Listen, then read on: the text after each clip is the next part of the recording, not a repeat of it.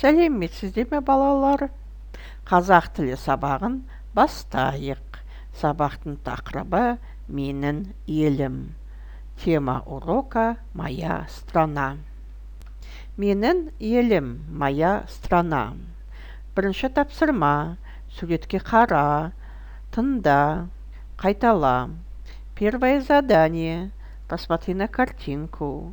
Послушай, повтори. Мен сурет саламын. Я буду рисовать.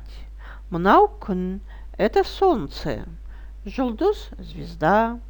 Күн, солнце. Тау, гора. Ай, луна. Гүл, цветок. Ағаш, дерево. Үй, дом. Үй, дом. Екінші тапсырма. Тыңда, қайтала. Үлгі бойынша сөйлес. Второе задание. Послушай, повтори. Поговори по образцу. Сен не саласың? Что ты будешь рисовать?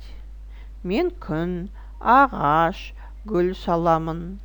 Я буду рисовать солнце, дерево, цветок. Сен не саласың? Ты что будешь рисовать? Үшінші тапсырма. Тыңда, қайтала, үлгі бойынша сөйле. Третье задание.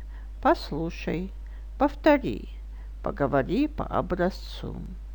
Менің елім Қазақстан. Моя страна Казахстан.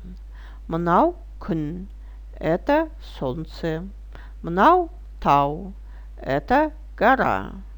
Мынау ағаштар, это деревья. Мынау гүлдер, это цветы. Менің елім әдемі. Моя страна красивая. Төртінші тапсырма. Сұраққа жауап бер.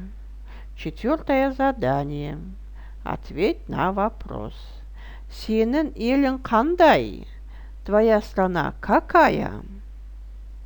Балалар, демалайық. Қолды белге қояйық. Басты оңға бұрайық. Басты солға бұрайық. Бір отырып, бір тұрып, бір отырып, бір тұрып. Біз демалып қалайық. Сабақ аяқталды. Сау болыңыздар, балалар.